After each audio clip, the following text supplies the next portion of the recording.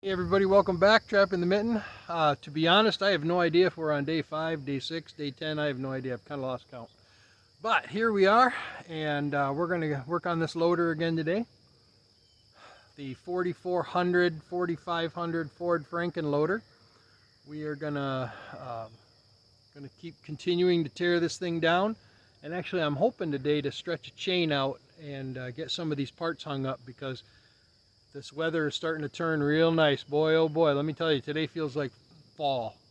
It's about 62 degrees right now, and it's a little breezy. Let me tell you, I'm seriously starting to think about deer hunting and trapping. So I got to get this project moving. Today we're going to work on the bolster. We're going to get those kingpins freed up, and maybe take a head off. I'm not sure yet. We'll see what we can get done. And of course, I just got back from work, and I got to go back at 7. So it'll be a quick day, but hopefully a productive one. Appreciate you being here. Thanks for watching. Don't forget to like and comment. If you haven't already subscribed, please do. And hey, hopefully you're learning something if you're looking to do this for your own tractor. I know I looked and looked and looked, and there were no videos about the 4400 and the 4500 with loader. I don't know. Probably not much you can learn from me, because I kind of a hack, but that's all right. Maybe you spot something you could use. Okay, the mosquitoes are starting to get bad. I might have to go get the thermocell.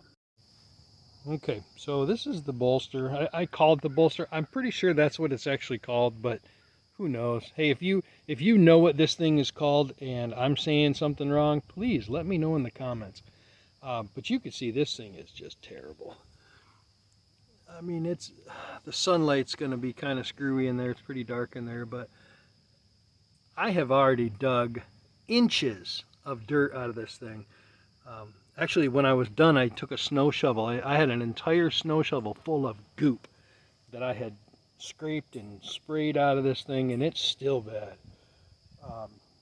I'm thinking once I get it cleaned up a little bit more, look at that whole knuckle's just caked. It might turn, but it might not. You've also got these things. This one doesn't look too terrible, actually. As far as the fact, like, it still has rubber around it a little bit. I see grease coming out of the fittings, so it's old, but it's there. This one, on the other hand, that looks pretty rough. So I imagine if there is a problem, this is going to be the one that is a problem. So I'm going to take these tie rods off, and we're going to see what we can do to get stuff freed up. We're going to isolate the problem and then start fixing it. But first things first, I'll see, here's another example of this grime.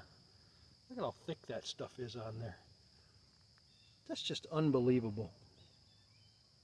This whole engine needs to be power washed for the 4th time again. And even then, I doubt I'll get much off of it. But we're going to give it a shot. We're going to keep going. And I would like to get a chain across some of these trees and then hang up some of these parts so I can start to get, you know, I want to spray wash them again, and then I'll probably go over them with a wire brush.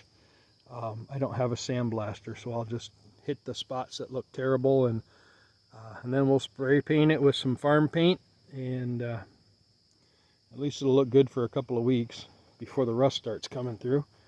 But I got a lot of painting to do, so I'm going to stretch a chain up across a couple of these trees here, get them hung up, at least so that they're off the ground a little bit, and then we'll start painting stuff. But first things first, we got to get this thing working. So no sense on trying to paint anything until it's operational. So, I mean, I have a ton of stuff to paint. Maybe by the end of the day, I'll at least get the other tractor out and move all this stuff into a line somewhere anyway, so it's not just a big giant pile. All right, thanks for being here. Okay, I've gone through and I've splashed degreaser on everything. I've scraped it with a putty knife, and I got a lot of it out. I mean, I've already scraped like 6 times that amount before, but we're down to metal, at least in a lot of places. I also took the Zerk fittings out of the kingpins and sprayed those down with PB Blaster. Then I kind of splash the whole knuckle with some degreaser just to, I don't know, I guess good measure, who knows. I did work pretty good on getting these sprayed down nice. See, there's still some detritus stuck to them, but that's all right, I'll get that off. The next step I think is going to be let this sit for a while and move on to the next part of the project, which I've already sprayed down all of the bolts and nuts that I plan on removing. I'm going to take off basically all of the components to the motor here. Power steering, starter, alternator, generator, whatever, the pump, and the fuel pump.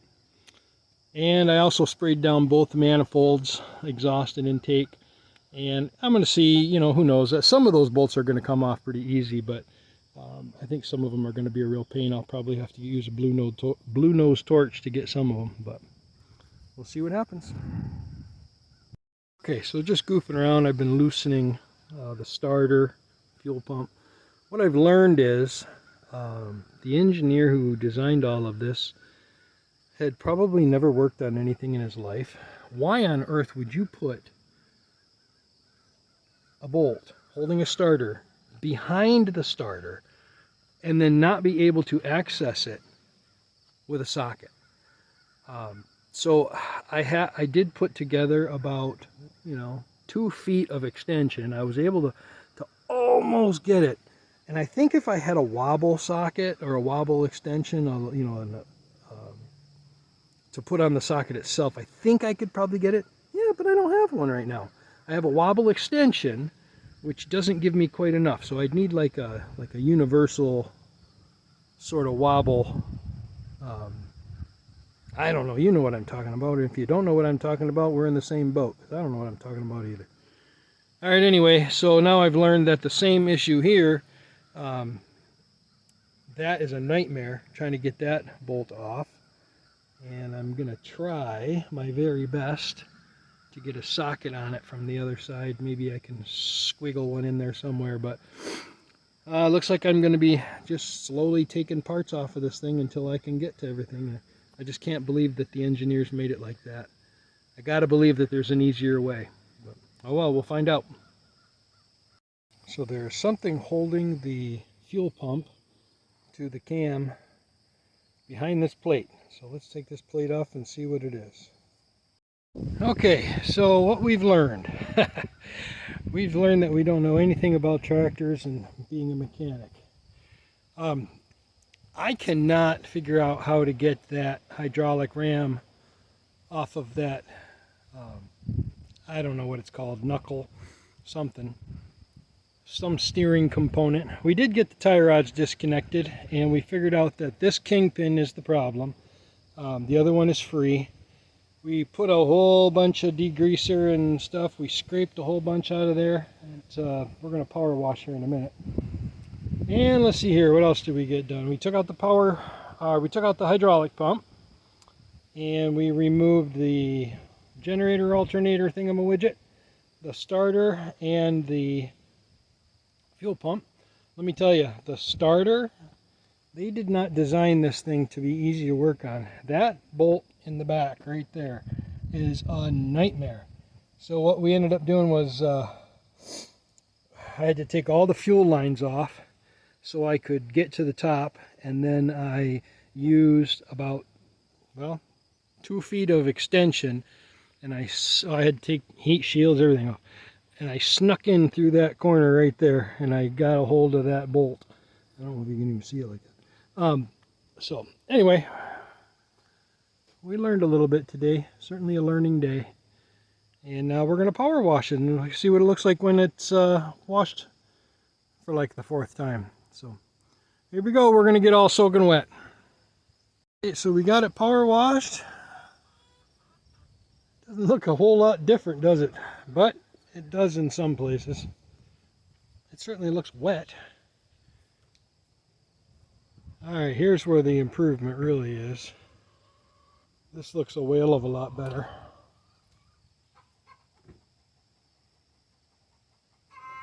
Pretty good, pretty good. And then of course over here it looks a lot different because we don't have any components on there anymore. So a lot of that grease did not come off. That's going to require some real solvent, I think. But, all right, guys, thanks for watching. About time to go to work, so we'll see you on the next episode. Thanks for being here. Don't forget to subscribe, like, comment, all that good stuff. Thanks for watching Trapping the Mitten.